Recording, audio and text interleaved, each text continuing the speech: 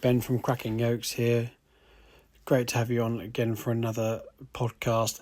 This podcast I actually recorded with a live audience in my old shop, actually, back last year in 2023. And we were lucky enough to have Duncan Catchpole from Cambridge Organic Food Company, COFCO, or the Cambridge Food Hub. You might know him from all of those things. He came in and did a live interview in front of the people. And it was a really, really good time. So I'm going to play this for you. And it's unedited. It's exactly as it is. And there's even a little quiz at the end. We discuss all the things about how he became who he is, what he did, about his business, and things to do with what we think about food, business, sustainability, and things like that. It's a really good listen. So if you're interested in that kind of thing, stay tuned.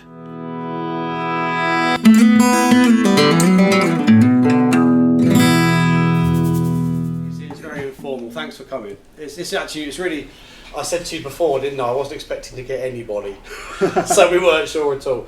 And obviously Duncan agreed to do tonight because I said it would be a pilot, and so I really appreciate you coming. We'll get that on tape because, at least then we got that written down. No, it's great. Welcome. Thanks for coming. And I think the easiest thing to do is to explain a bit about who you are for people who might not know you, which the audience of this podcast is probably quite rare. Yeah. But if you want to just give us a brief description of who you are and what you do. Sure. Yes. Yeah. Yeah. So my name's Duncan Catchpole. I'm the founder and owner of the Cambridge Organic Food Company.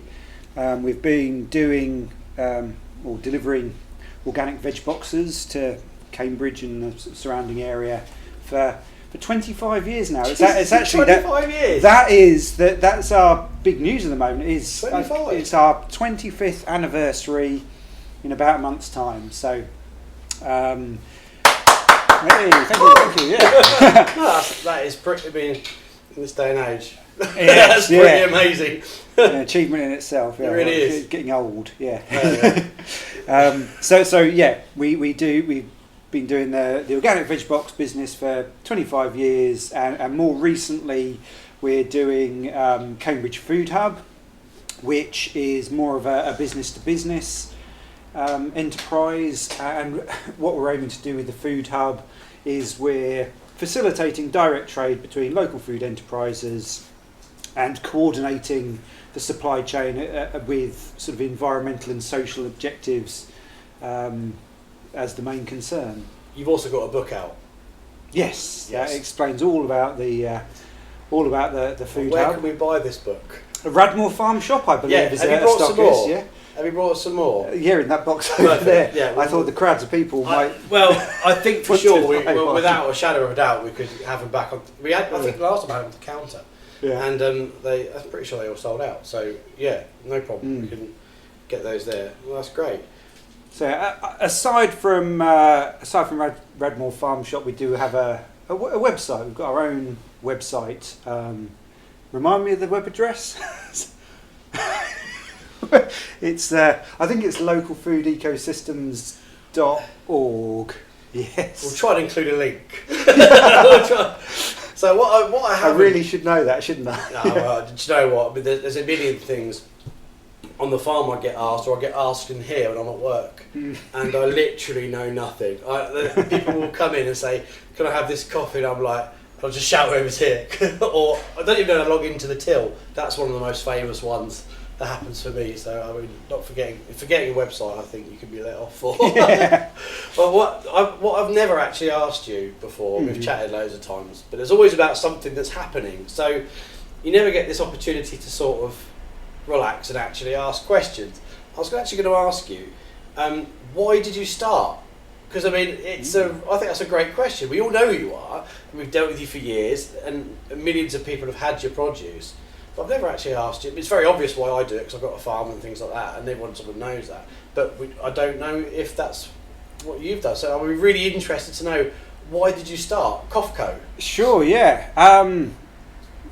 First thing I'll say, I'm really flattered that you believe that millions of people have had our veg everyone, boxes. millions. It's a slightly more modest figure. If you count every item, come on, let's do it. Every item in the box, you fed millions. In fact, interestingly, I believe we did, as part of our 25-year celebration, where I think we did actually sort of try and do a calculation of how many veg boxes we've actually done. Really and cool. I think it was 500,000. So... Well, I do this at Christmas. Mm. When we sit down and have Christmas dinner, and Louise is a very good customer of ours for Christmas, as an example.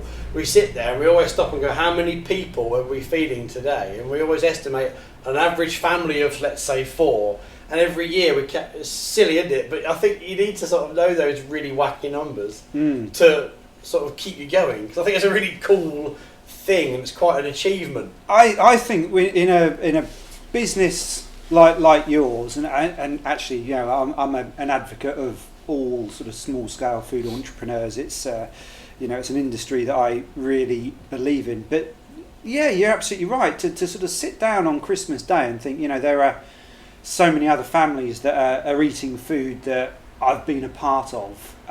You know, that makes it all very real. It makes sort of what you're doing make sense, really. But anyway, your question, we diverted it. Why? We went off the Yeah, sorry, I do that a lot. I kind of fell into it. If I'm really honest, it might be a disappointing answer, but it is kind of something that I fell into as a you know, at the end of some fairly wayward teenage years. But the connection really came through my father, who had all, you know, in fact, year I was born, my dad founded his own business. So he was a bit of a serial entrepreneur. He had several. I've only ever had the one business. my dad had several, but the one that he founded while my mum was pregnant with me was turned into something called Suffolk Whole Foods. So he's had a number of food businesses, one of which kind of Suffolk Whole Foods was the main one. He was doing Whole Foods, and we're talking about the sort of late 70s, early 80s here. That. Yes, but the thing that this was around about the time when muesli was, you know, becoming popular for the first time, and I think my dad sort of made a little bit of a niche for himself. He bought a dicer. He was importing dried fruits from Europe, and he made a business for himself, sort of dicing dried apricots and dates and figs for the sort of fledgling muesli industry at the time. So anyway, fast forward a few years. We moved to an old cottage near to where Suffolk Whole Foods warehouse was. We moved into an old workers' cottage on a fruit farm in a village called Risby, which is close to Bury St Edmunds. Yeah, there's a Risby Gate around there or something. There's Risby Gate Street. Yeah, I've heard of this. But Bury St Edmunds. It's got Northgate. There's a gates. Yeah. It's an old medieval town, and you know, obviously had the abbey there. So I think things were perhaps the gates of the. Were actual gates. Yes. Yeah. So it's Risby Gate Street, leads out to Risby, and so we were living in this old workers' cottage on the fruit farm. The fruit farm was sold to the local farming family, arable farmers, and they went about, you know, as was common practice at the time. Old orchard, you know, we'll grub up those trees, we'll turn it into a big field of corn, wheat, you know. If the tree comes up, it comes up. Yeah. And my dad was, I like this story. It's very, I've got a much more romanticised version in my mind than I'm sure it actually was. But, you know, my dad was walking our dog, Blackie, up through the orchard, and he came across Ivan, who was the farming family. There were three brothers, right. And Ivan was the son of the eldest brother, and there was Ivan, you know, with a tractor with the scoop on the front. He was literally just bulldozing these trees over, and this is the romantic bit. I kind of think my dad doing a Tiananmen Square kind of stood in front of this tractor and said, "Whoa, tied Blackie to a tree." Yes, yeah. Hold your horses. You know what are you doing? You know, these are wonderful trees. You know, it's part of the heritage of the village. You know." And he kind of said, "Look, just hold your horses, give me 10 minutes." And he sort of quickly went up through the village, spoke to Ivan's dad, and sort of there and then effectively sort of agreed to rent the orchard in order to save the trees. And I think he had a sort of a few supporters in the, you know, who liked the idea, but you know, when push came to shove, you know, he was on his own. Yeah. But yeah, so he saved the orchard from destruction. That's great. He promptly went about converting the trees to organic. Bear in mind, we're talking about mid-80s really here. Forward thinking, because it's, you know, back then I associate it with prawn cocktail. Yeah. Do you know what I mean? Like that sort of era of flan. Orange, yeah. I remember orange juice was a luxury starter. yeah, exactly. So I mean, that is bold to say the least, isn't it? Pioneering, forward thinking. Yeah. I think it's great. Mad, another word I'd use. We all get called mad, don't we? Trees were converted to organic. I believe it was, for a brief period of time, actually the largest acreage of organic top fruit in the country. Don't quote me on that. That's what my dad always claimed. Yeah. But only.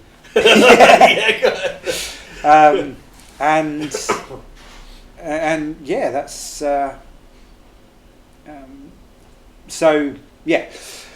Fast forward yet a few more years, because the original question was how did I get started, and it seems like a natural route. Yeah. So I came over to Cambridge. Hit on the head of an apple. Come on, yes. Perfect. I came over to Cambridge to do to go to college. You know, not the university, the other one. And if you say it outside of Cambridge, you don't have to say which one. Everyone thinks you're super smart. Yeah. Oh yeah. I went to Cambridge education. Yes. Yeah, that's why I'm doing veg boxes today.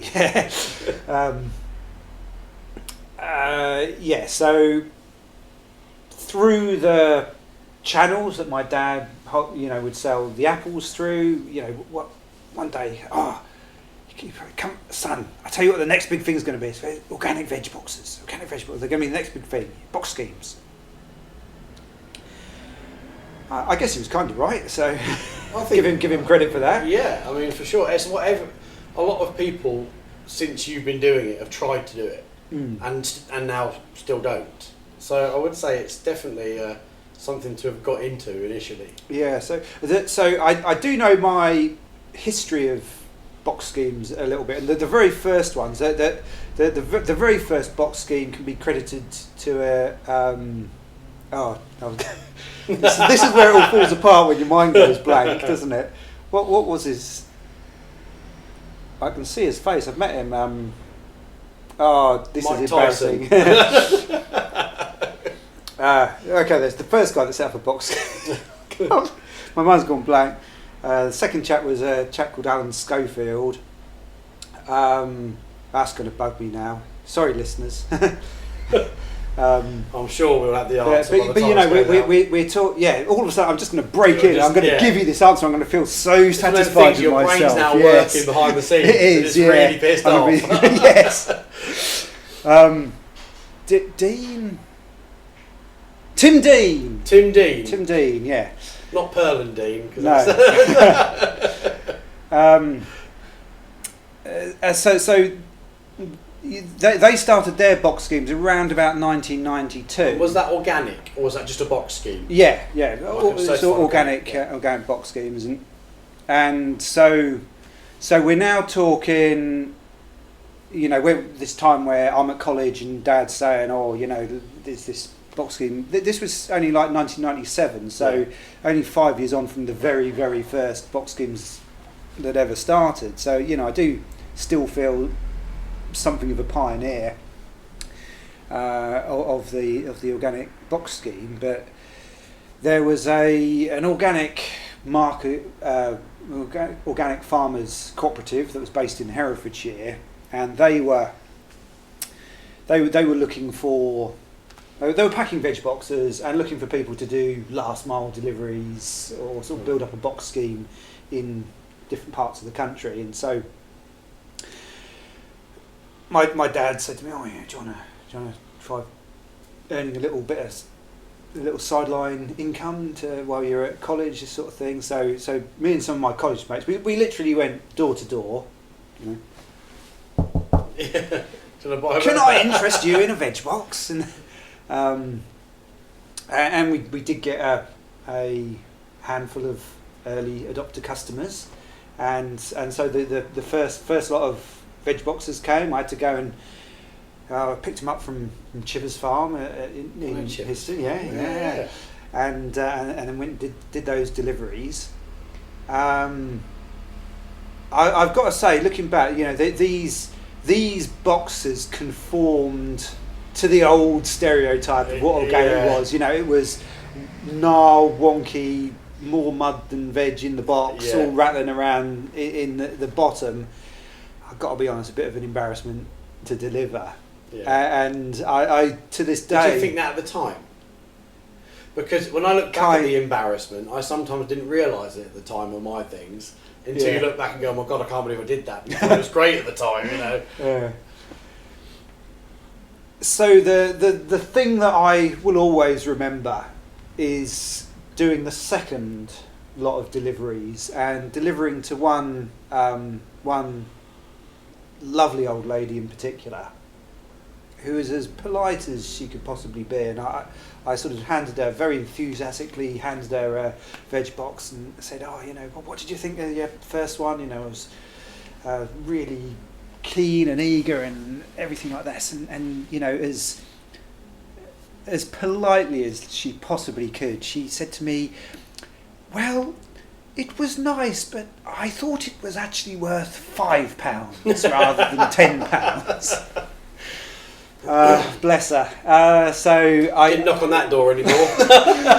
Well, but you know, I gave her that second box, and I said, you know, I'm inclined to agree with you. Have this box on me. Then you've had two £5 veg boxes for £10. Like a true independent business, because that's what you have to do. Yeah, and that was the end of that particular experience. But you know, it was the seed was then planted. It was, there's something that could be done an awful lot better.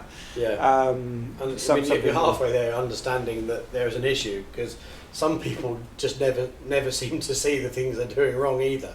And so, I mean, I always find this when what I've done in the past, I'm always quite glaringly critical of myself, and so straight away when anything's wrong, I'm always like, no, I've got to change that, and I'm perhaps even a bit too hasty on it. Yeah. But like, I read something or listened to something once where someone said the definition of starting a business is that your customers actually are the guinea pigs for what is hopefully going to be the perfect product. And you sort of don't realise that, but you actually go, do you know what? Yeah, like when Louise bought the first thing from our shop, compared to what it is now, it's a completely different experience, because you've done it a million times and you know what's good value or works best or whatever. And you'll always get the people, even now, you know, we've been here for years and you've been going for years, there's still people who tell you that it should be cheaper, and it's still, that still doesn't go away. Yeah. and actually I just think you just become more resilient and more blasé to it and go, yeah, anyway, I've got all this work to do, so thank you for that, you know, that's the price and that's that, you know. Yeah. No, that's great. So do you look back on it fondly? Absolutely, yeah. I say it's 25 years old now. It has been 25 years of constant stress. But I've loved every minute. Yeah. I honestly have, yeah. Do you, I mean, why do you think, it's a silly question maybe, why do you think it's lasted 25 years? What would you say? Why do you think it has? Is it because of you? Is it that you've always had solid customers. Your customers change a lot. I mean, what is it? I mean, I get asked this too. We haven't been around as long as you, but I go. No idea. Yeah. You know, and I'm interested to hear what you think. Yeah. Why do you think it is? I mean, because there are some around, but I suppose there's nothing quite as here, especially as good as what you offer. I would say. Well, thank you very much. Yeah. Shameless plug. Yeah. Well,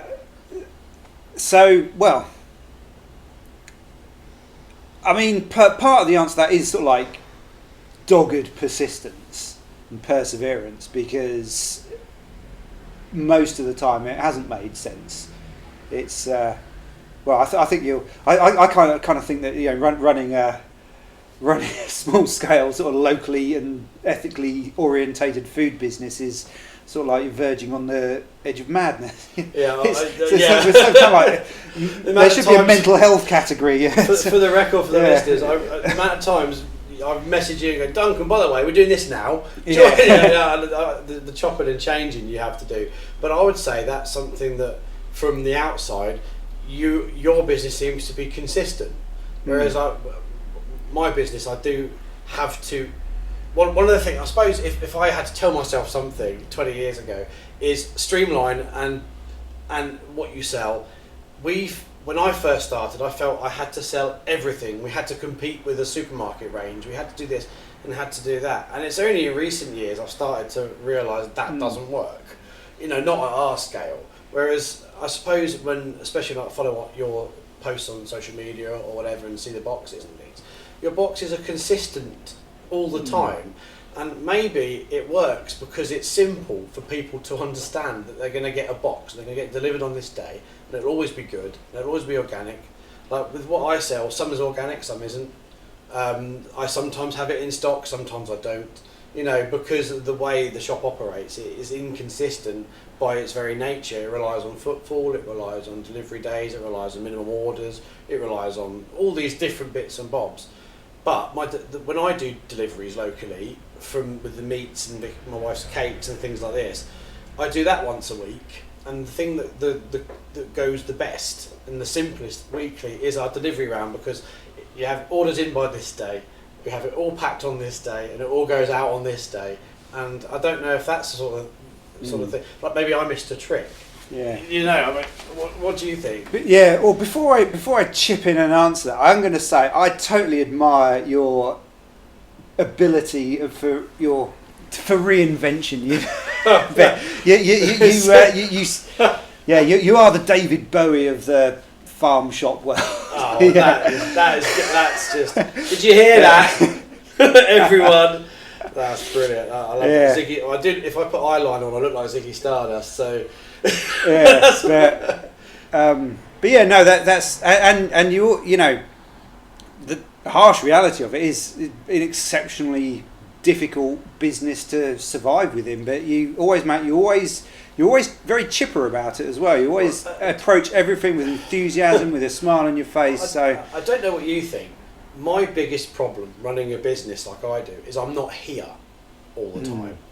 That is, more than anything, is the thing I struggle with the most, because I almost work remotely with the shop these days. A lot of the time I come here and try my best, but I've got to go back to the farm. I've got animals and I've got a business there too, and that makes it quite difficult. But actually, I find that I don't think I'm a control freak, but I do think it's hard when you're not the one that's working and running it to get it right. And that also, though, makes it easier to look at it objectively and not notice the problems. Because when I do come here once or twice a week, I straight away go, well, that don't look right, or that's wrong, or this has, and that's what I'm not necessarily negative, but I do notice all the time, and I'm not afraid to go, well, that doesn't work, well, that's obviously not working. And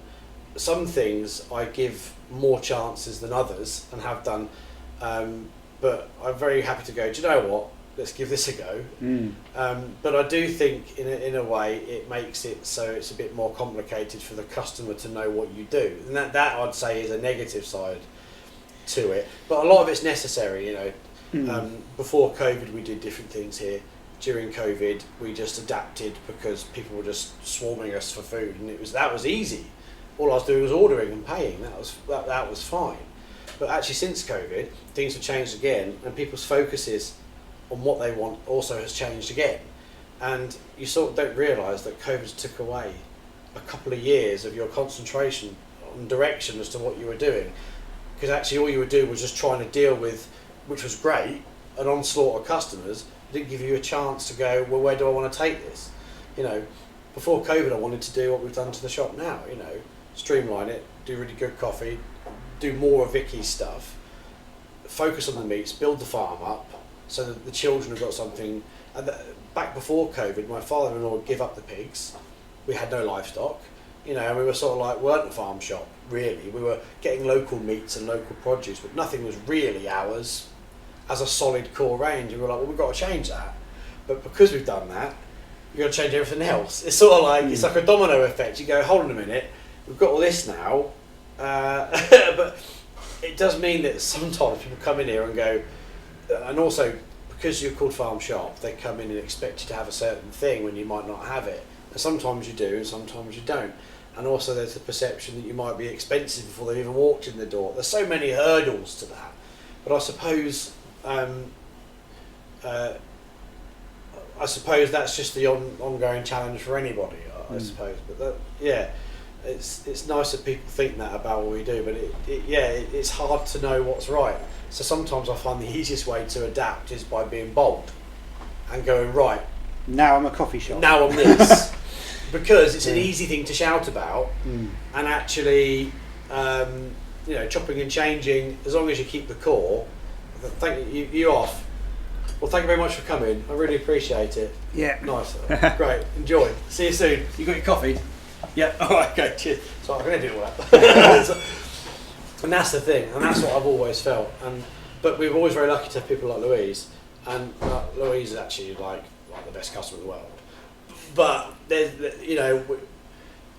Vicky and I always say actually, if we were here more, we would get more customers like Louise, because Vicky and I build the loyalty, and actually since we've not been here as much, we don't seem to pick up customers that are like, as many if you like, locked into you as like almost like a friend way.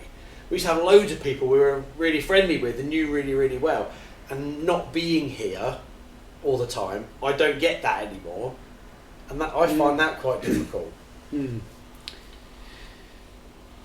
So we strayed again. The question you'd asked is, so there's a lot to be said for the ability to reinvent and to sort of have something fresh to the market and something new and exciting for people.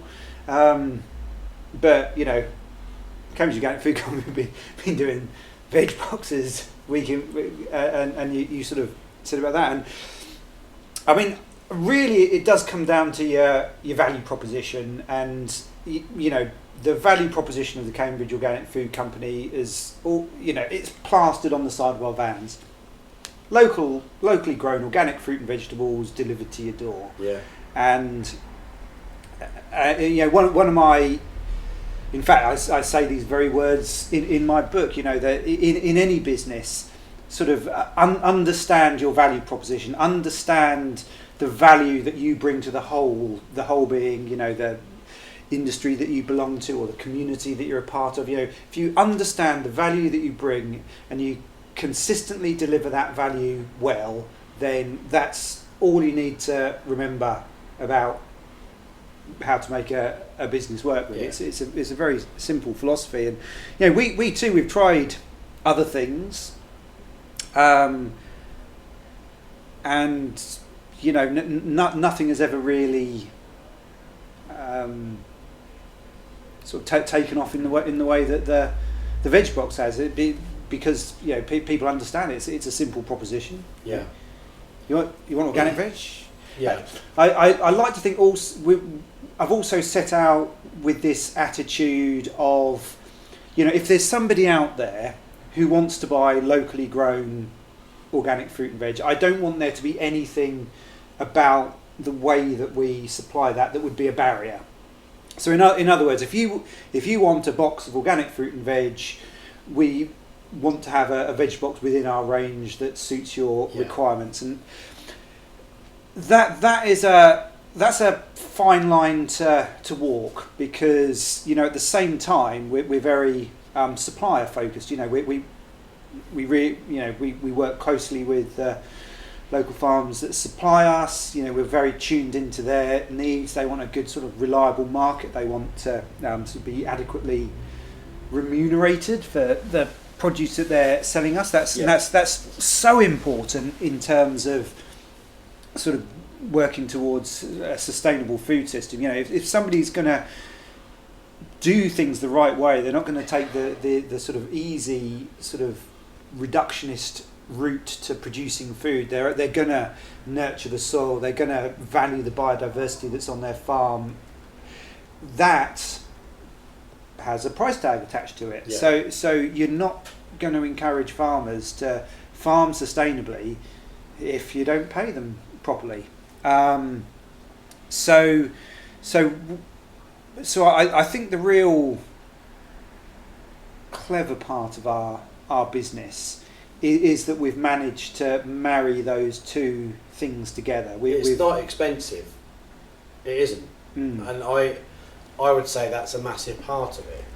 I'd say your biggest barrier is a bit like with this shop, is to get people to have the interest and to visit you in some capacity is the barrier. Because actually people come into the shop or onto your website or whatever, and they go, oh, actually, I was expecting it to be much more. And I think that's often the case.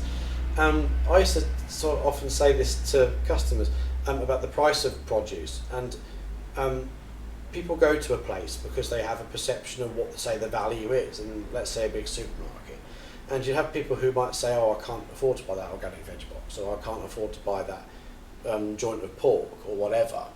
And actually, in some cases, if you stopped them in the middle of the supermarket and just said, right, I'm hiding the price, how much was that carrot, or how much was that joint of pork that you bought, they wouldn't know. They would go, oh, I don't know, because I'm in Sainsbury's, Tesco, whatever, I just assumed it was the cheapest, and they don't look at it. They don't actually look at the price. And what I've noticed very, very often, if I go anywhere, I always have a little nose at the meat prices. Never in my life have I ever bought them, but I often go in and go, right, I'm having a little look at these. And the trick is to look at the per kilo prices, because that's how I believe, a lot of the big supermarkets trick you. And I know pretty much all the weights, prices per kilo of all the meats that we do. And very, very often the price per kilo is very, very similar. But they package it smaller, larger, or whatever, or do 4 in a packet, small, and so it looks like let's say I said a 1 pork chop. It might be a decent sized pork chop, but in Tesco it's 2 pork chops for the same price as my one, but the price per kilo is basically the same.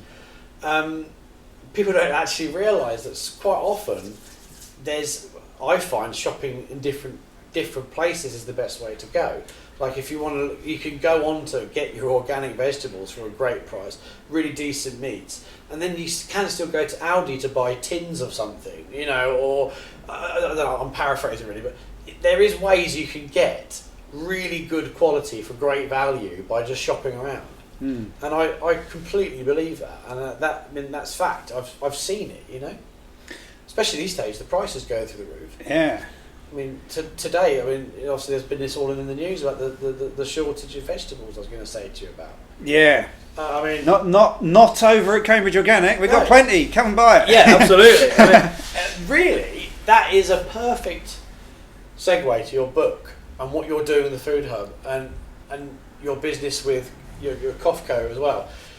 Is that there's all this, I won't get into politics because I'm not a politician, but all the stuff about Brexit, all the things about how it would make everything brilliant and all this stuff, and maybe in some ways that I don't realise it does.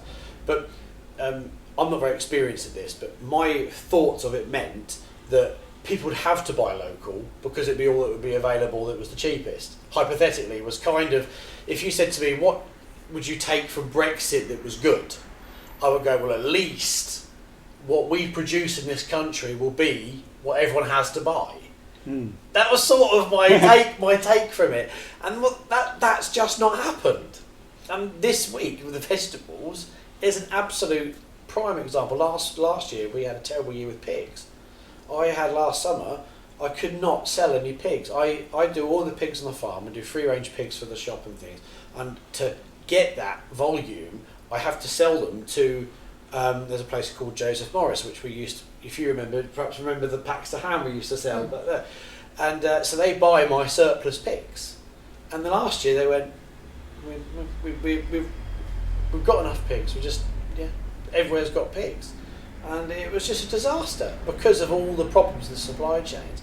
Everyone in Britain was like, well, we can't shift pigs because I don't know the countries, but pigs were just cheaper from somewhere other country. It was just nonsense. Yeah. And that, really, if you forget everything else about Brexit and think about it selfishly as a farmer, a producer or a business person, all the nonsense, I went, well, at least everyone will just have to buy our stuff.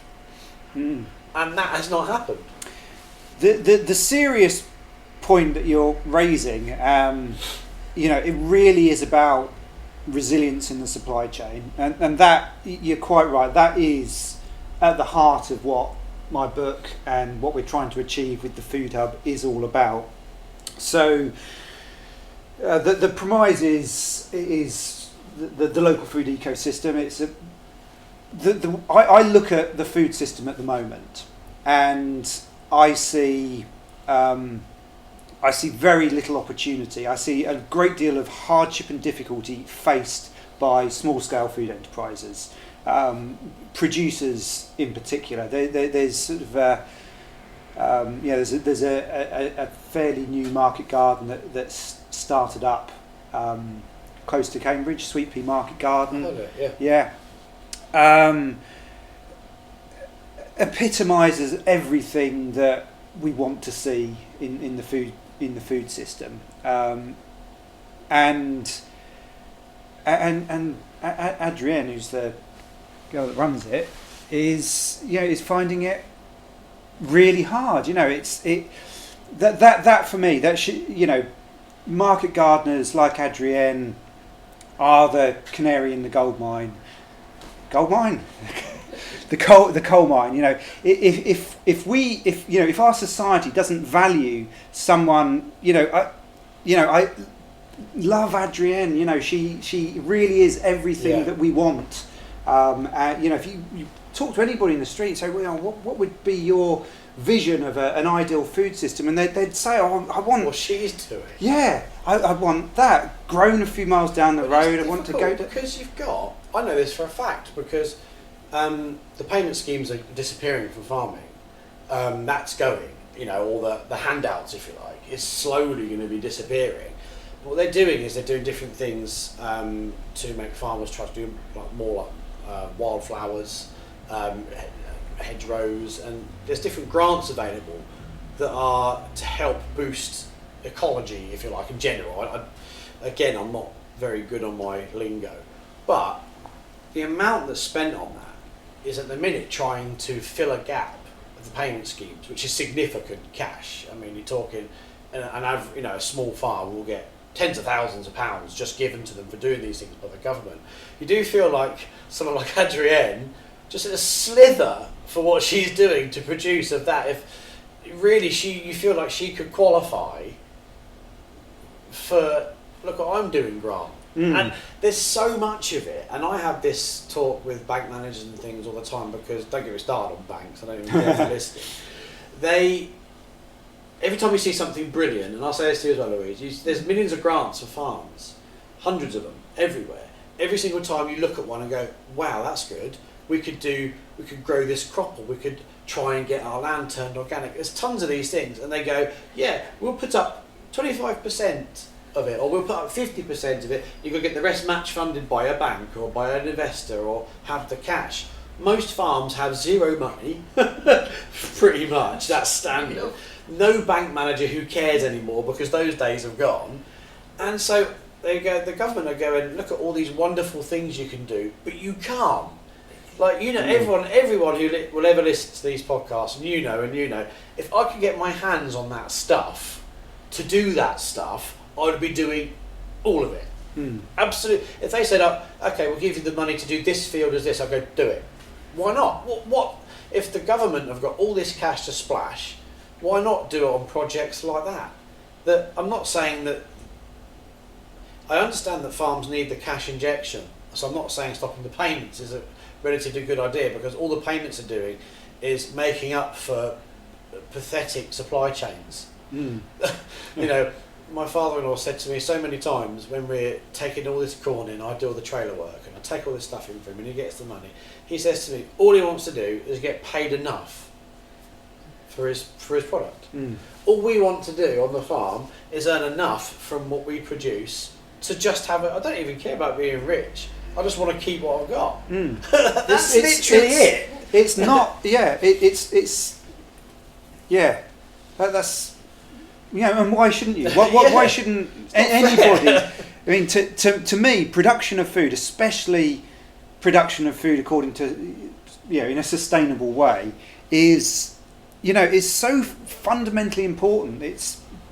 But society isn't valuing it. Yeah, the characters or the members of our society that do seem to be valued and sort of can afford to have that disposable income and live the more comfortable lifestyles. The people that are involved, as you say, they are the bankers or the developers. It's not right. Yeah. Whereas the people that that there is no food is an industry unlike any other because it is so vitally important to human existence. It's true, because I was thinking to myself that I think people inherently don't care, and that's not their fault.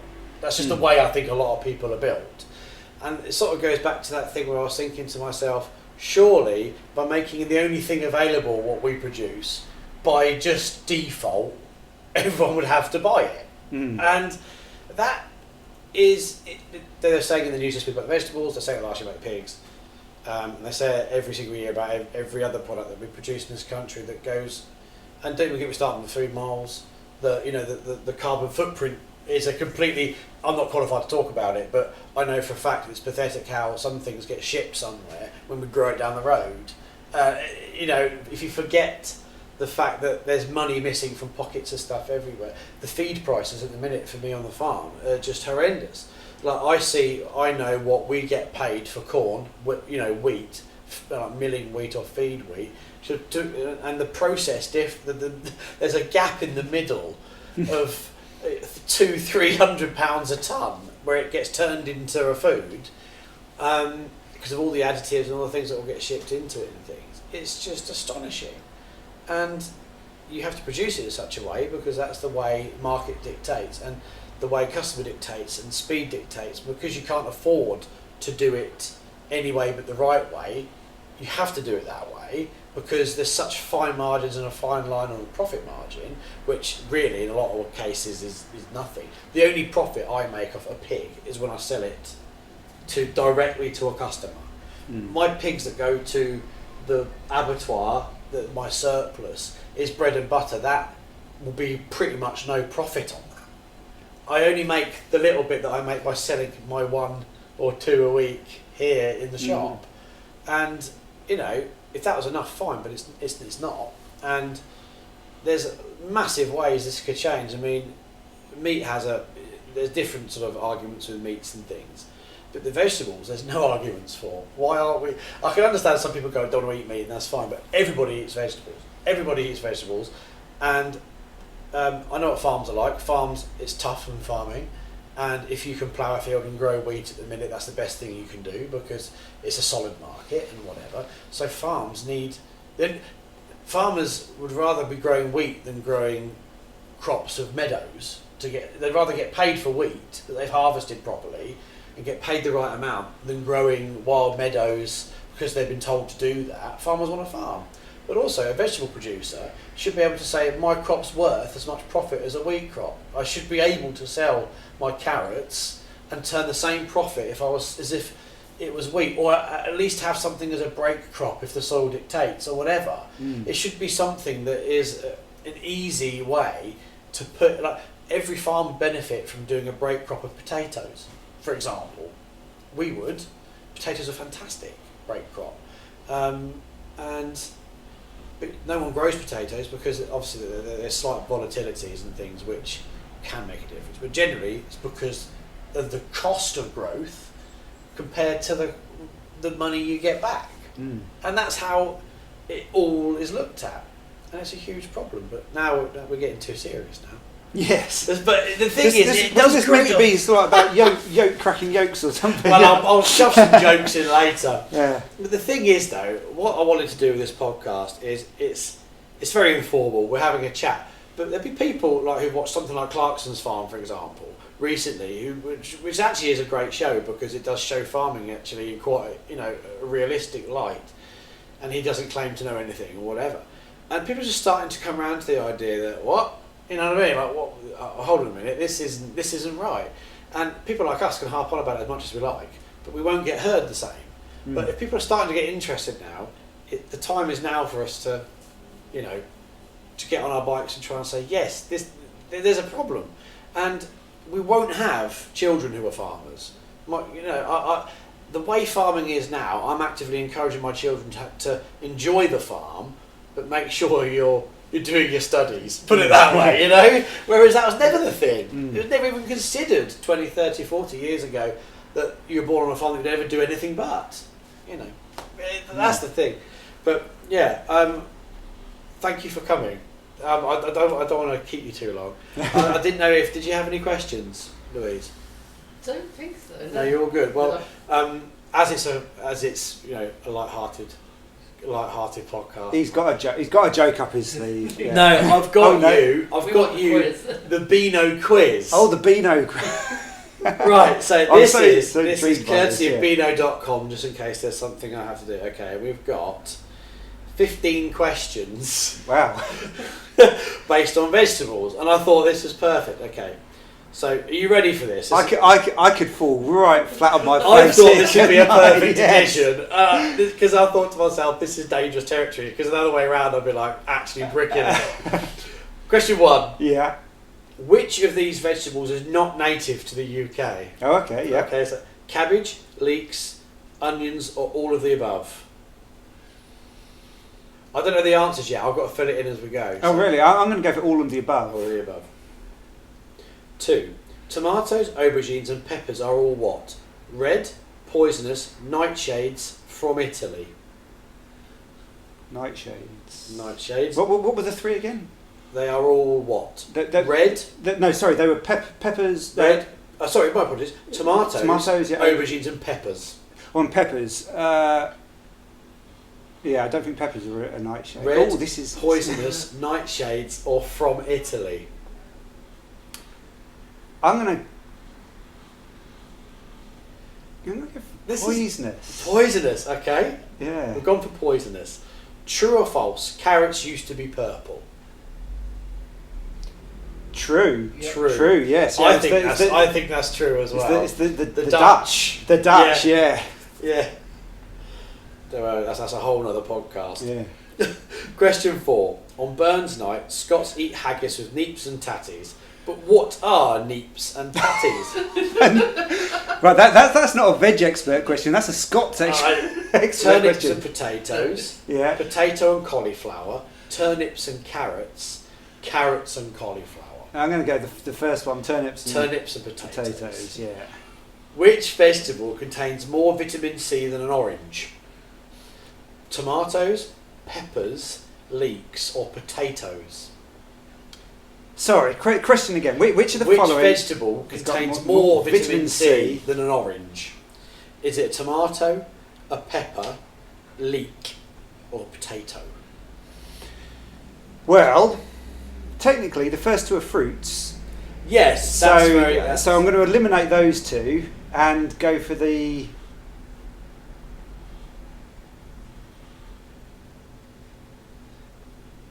I don't think a potato or a leek being particularly high in vitamin C. So maybe I was being too clever by eliminating the first 2 we're talking Beano here. Right. So, it's highbrow stuff. Yeah. So, but I'm going to go for the tomato. You go for tomato. Yeah. On that question, I'd have gone for peppers, I think. Okay. But I don't know. Okay, question 6. Yeah, this you'll like this one. I'm going to pedant you later. Which of the following is not a fruit or a vegetable? Oh, right, yeah. Okay, a potato, a cucumber, a butternut squash, or a cumberbatch? Well, the potato's a tuber. The cucumber's a fruit. The butternut squash is a fruit. The last one's an actor. Yeah, Benedict. I was about to say, I'm hoping Duncan knows what a cumberbatch is, but I got no clue. So we're going to go for it. Is it so a tube? So are you saying a potato then is not a fruit or a vegetable? Yeah. So, well, Or whatever cumberbatch is. We don't know unless cumberbatch is an actor. yeah, we'll go for actor. So should we go for cumberbatch? Yeah. Okay, we'll go for that one. Question 7 out of 15. No, I think I'm going to go for the potato. I'll Yeah. go for potato. I reset. No, I haven't. We'll go back. It won't let me do it. Okay. But we'll bear that one in mind if we get it wrong. Yeah. This is where I don't know. Is it cassava? Cassava? Cassava. Yeah. Okay. Is known as a tuberous root vegetable. Which of the following can be described in a similar way? A pea, a cabbage, a yam, or broccoli? Yam. Yam. That's very okay. That was a Beano question. That was That's a aimed Beano at like question. 5-year-olds. But then in the same quiz, it says it's asked me in the last week, on what days did you read a book outside of school? It's trying to ask me different questions during. Which of these vegetables is the odd one out? Okay, this is question 8. Pumpkin, squash, red weed, courgette. Redweed. Red weed. Question 9. That's from the War of the Worlds, isn't it? Oh, is it? Oh, there you go. Oh, yeah, yeah. Dodgy stuff, that is. Potatoes are the first vegetable to be grown in space. Is this true or is this false? Oh, that's well. And I kept If you've potatoes seen, are a vegetable. have you seen that film, The Martian? He does it, doesn't he? He grows so fictionally, maybe, but I think this is literally. literally. I think potatoes would be a very. Ambitious thing to grow in space. Would you think? I think growing anything in space is pretty ambitious. I suppose if it's in a situation where something can grow, surely it can grow just about anything as long as it was small. Yeah. I could bring compost up to space and give it water and oxygen. Surely it's not that ambitious. It's space-wise, isn't it? Yeah. So let's think about this laterally. You know, if you were growing something in space, you'd probably be trying some kind of like hydroponics system because I imagine they're not doing it on another planet. My brain is seeing cress. Yeah, that's kind of exactly the thing. kind of thing that I was. A little stick vegetable leaf. Because surely this is on like the International Space Station gotta be, hasn't it? or something like that. So yeah, just sprouting some kind of seed, not a not. So we're going to go false. We're going to go false. Let's go false for that one. Question 10. Which of these has the most vitamin K? K-pop, kale, kebab, Khloe Kardashian. These aren't vegetables. Yeah, that's a ridiculous. Anyone would think we're not redoing the Beano quiz, wouldn't Yes. Okay. What vegetable,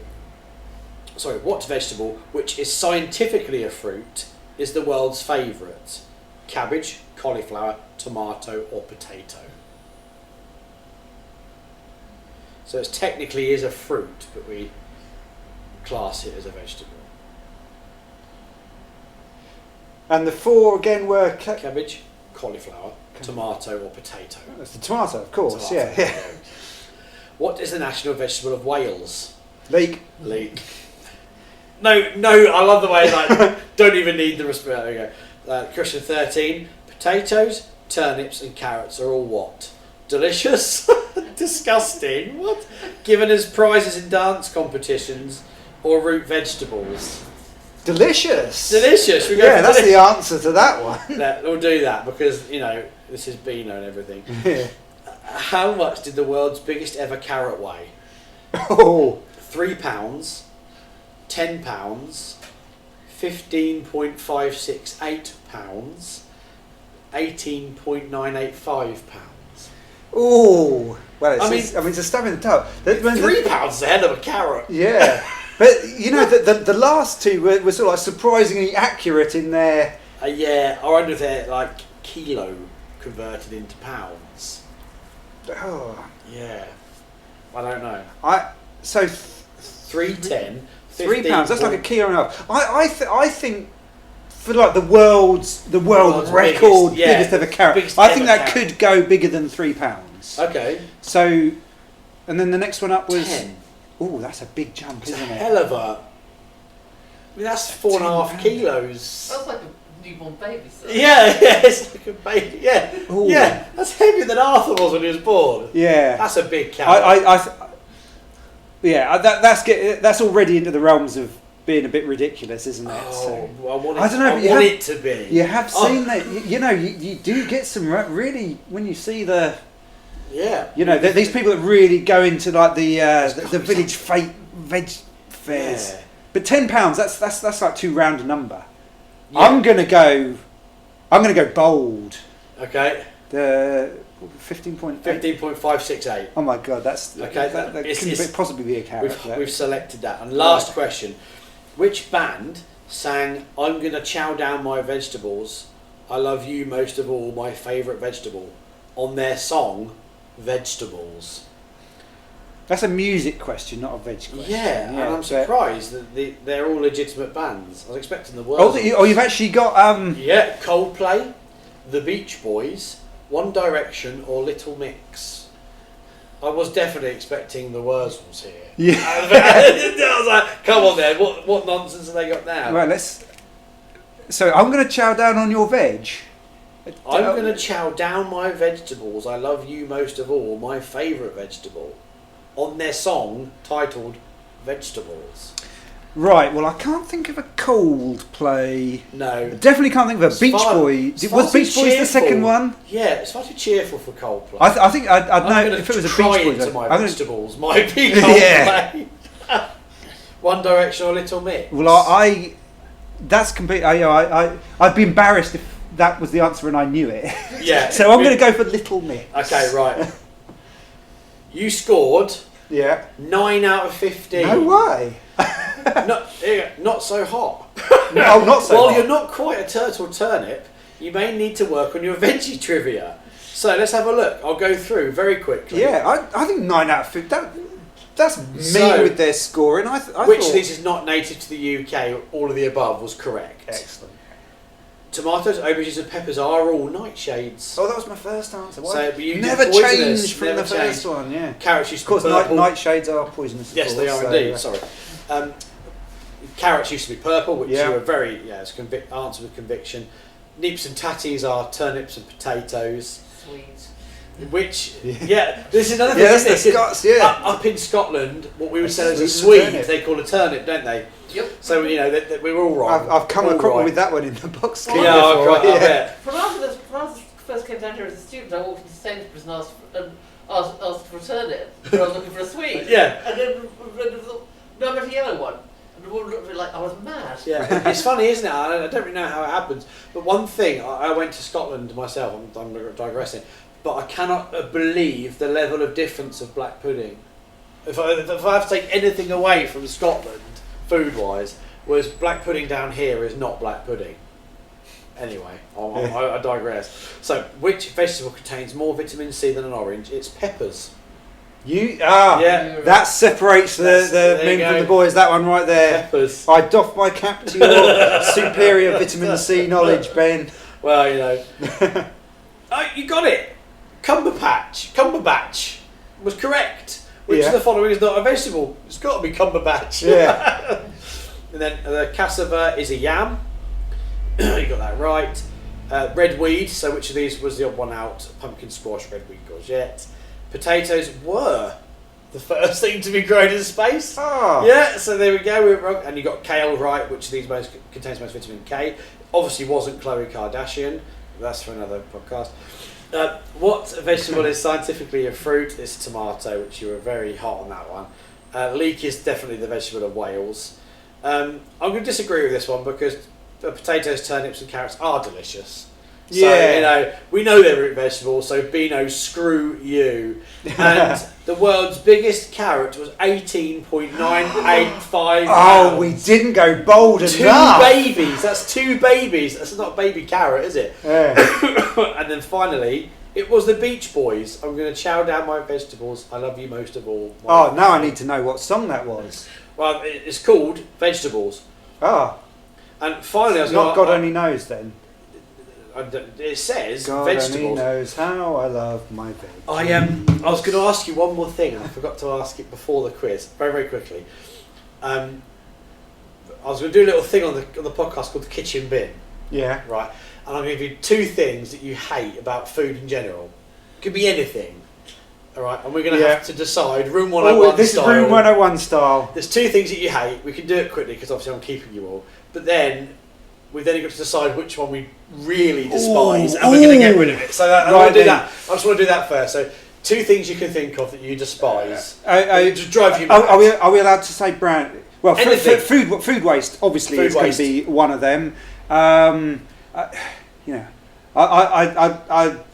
tend to say a fast food chain that begins with M. Yeah. I'm going to say fast food, junk food. Yeah. And why? So let's hear your arguments for both. What if you were? Because we've got to decide which one's going to go in the kitchen bin. Which one are we going to say get rid of forever? What's the one? Well, I guess you've kind of got.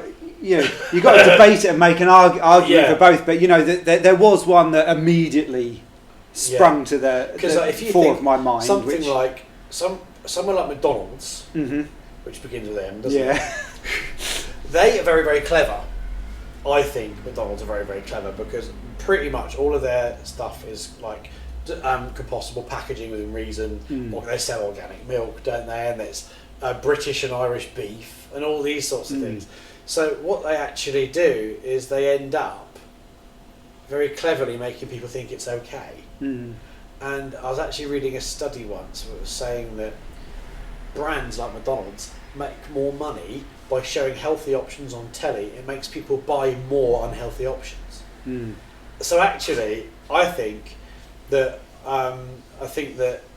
food waste is quite broad. But if you were thinking of like a pet hate, something like a chain like that.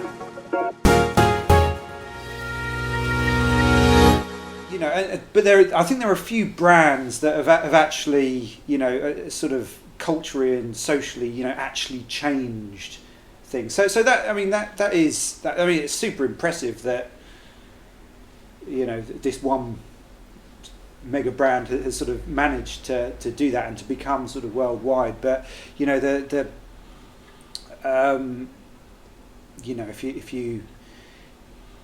there's probably no other sort of. There probably is another company in history that's responsible for the sort of deaths of more cattle and it's not necessarily them per se. It's what they what they represent. It's what they represent in terms of the reductionist approach to food, the ubiquity of unhealthy food within society. So, but don't get me wrong. Fast food does have its place. I don't want to paint myself as some sort of pious saint that's never touched the forbidden. Yeah. fruit. And that's the thing, isn't it? And I think that that's how a lot of people get involved with it. I've often eaten fast food in the past, especially if you do comedy nights. You don't eat them things, you don't use them, but every time you eat them, you don't really want them. Yeah. It's like a really sort of, I don't know, it's a weird thing, isn't it? But I don't really make a habit of it myself, but yeah, you can see how it's not good for you. And when you see the calorie content of such a small amount of food, you're always astonished at, when you see something like, you can see it on the menus and things, the calorie contents now, and I'm like, how is that? It's like this, and it's like, I don't know, 1,000 calories. Yeah. And you can have a plate like this of, like I do at home, the same, at home when you cook. It's easy to say because, perhaps I live a lifestyle that's easy enough to whip some stuff together and generally don't have to eat that way, but it's also not cheap. And it's the people. I think it's often painted as the cheaper option, and it just isn't. Pound for pound is not the cheap option. It just appears so. And obviously you have to drive to it, and you have to go there, and you have to buy it. I think it's convenience, and I think that it's clear cut what the cost is, because you don't quite know what a bolognese at home costs you. You can't necessarily always work that out. But food waste. It was the one that leapt Straight away. You're like, don't need any more food waste. And well, I mean, just waste in general is a concept that I hate. That's the farming in you. Vicky and I, we always joke if she'd ever go to a farm sale. Have you ever been to a farm sale? And farmers bid on buckets of nails and bolts and wire and on the farm you just go. There's a workshop and there's a barn that's just full of absolutely everything. That's just where it goes. If you don't know where to put it, you put it in there. And it never gets thrown away. And I know that's not necessarily food waste, but that's the attitude of everyone on the farm. So at home, if we have anything that goes out of date, it goes home. My children the other night thought it was hilarious to talk about use-by dates, and I said to them, here's a fact for you children. They said, what? I said, you've never eaten a piece of meat in your life in this house that's been in date. And they thought that was hilarious, because I only ever eat what doesn't sell. Always gone out of date or frozen it or whatever. And, to me, it's not a choice. It's not, shall I just waste it? It's literally, I see it as pound notes in the bin, as a family. And as a more conscious thing, forget the financial impact on a personal shopping bill. Food waste is a disgrace everywhere.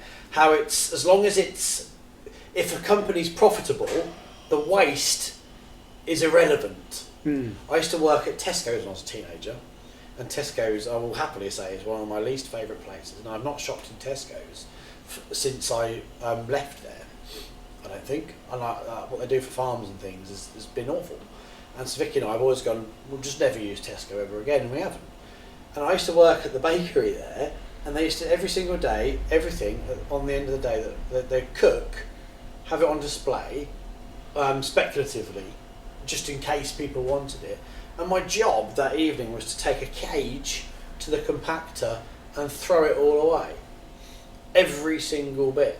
And I used to have a guy I worked with, and he used to think it was terrible as well, but he used to sing Feed the World when he was chucking it down the compactor. Because he said, this is just a disgrace. And he said, it just makes me think of Feed the World. When we're throwing away tons of it. It wasn't like a tray of pastries. It was a cage, them rolling cages every day down the chute. And you weren't allowed to take it home because that encouraged you putting things strategically so they'd go off at night and you take them because they couldn't trust the staff. So you weren't allowed to take it home either. It had to be booked on a system so they knew what they were throwing away. As long as it was profitable, it didn't matter. That's just, for me, and I'll hold my hands up here, I obviously create food waste. We all, in some respects, do, because I think it's almost impossible, but maybe you don't. Generally, I think it's quite hard to, and especially if you've got kids. Unless you eat it all yourself, it's just most of their food just goes, I'm not hungry or whatever.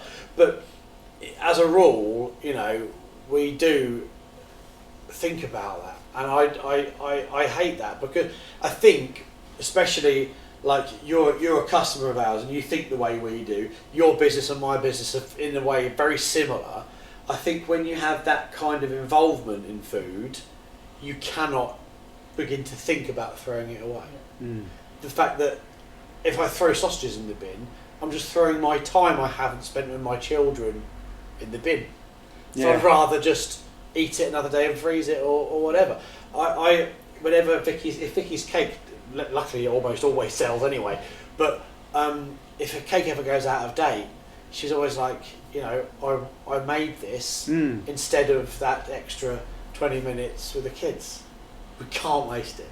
If you put it that way, for us, it's a massive deal. That cake is a fantastic exemplar. That cake is a representation, as I say, of time, of money put into ingredients, of Vicky's skill and all the energy that's and the thing is, it's not just the cake that's going to waste. It's all those things as well. And you know, We if have it's, it in a plastic bag. We have if it it's a if it's label. a if it's a lettuce, you know, and you know, it's not just the lettuce. It's the land, you know, land stress, water.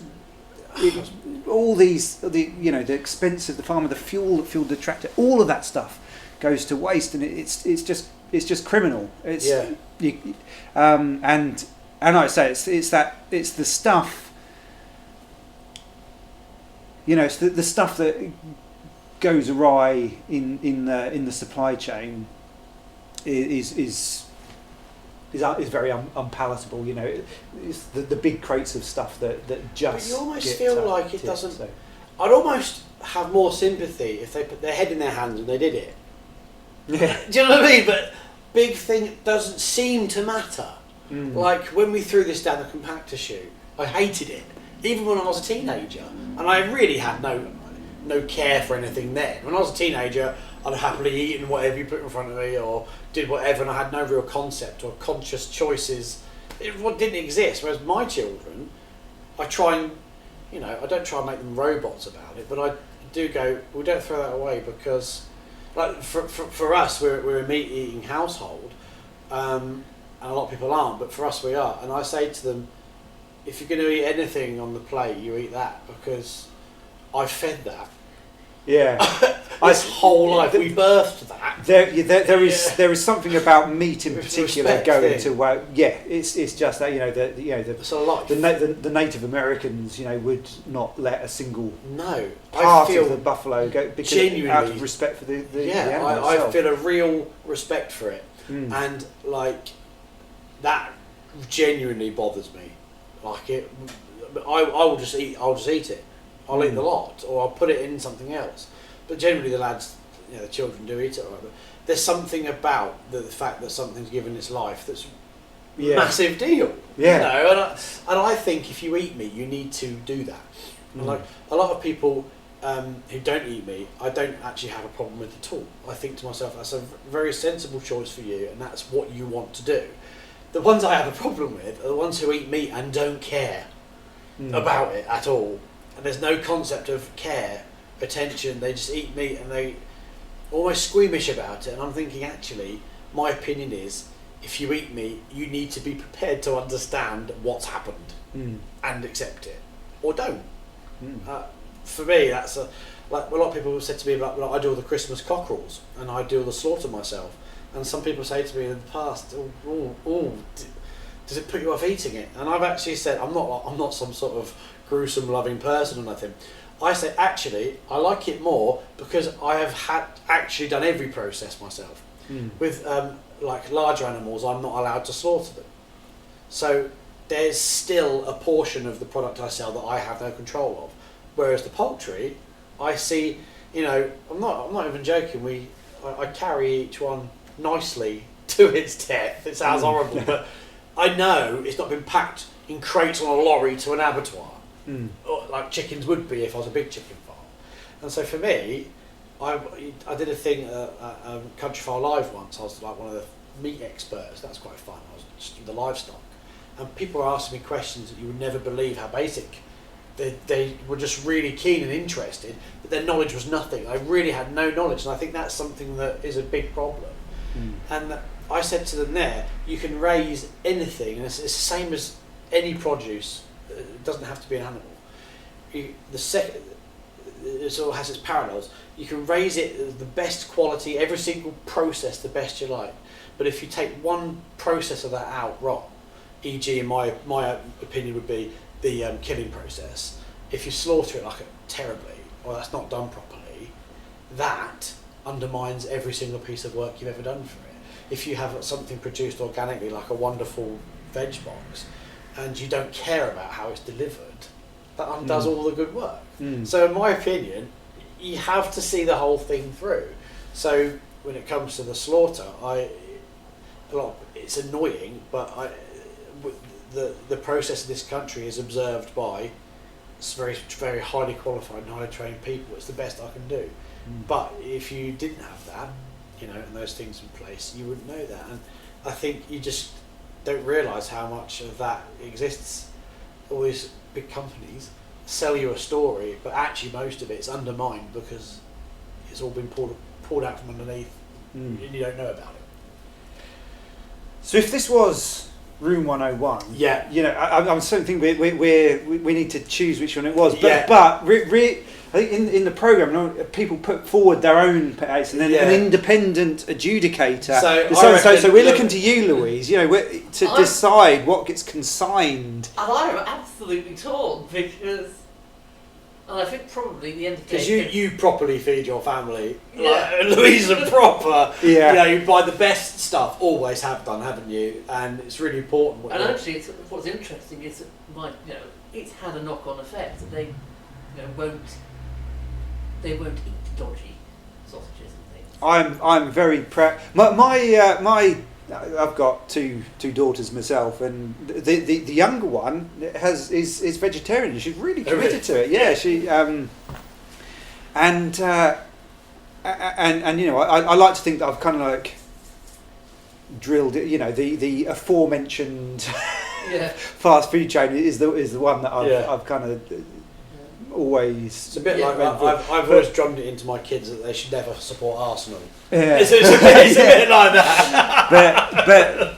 but my mum, or to Melody Nana, actually said, I'm gonna take her to McDonald's and I sort of like gave her a look. No, you're not taking it. But come on for a treat. And bless her, Melody went, that is not a treat. You know, she did not want to go there. So yeah. And I think probably food waste has to be one in the bin because it is fundamentally it's the thing that we is probably the most. Well, I think we should say take food waste out of the bin. And on that bombshell. Come on! I've been waiting the whole time for it. Is there anything else you wanted to talk about? Are you happy with all that?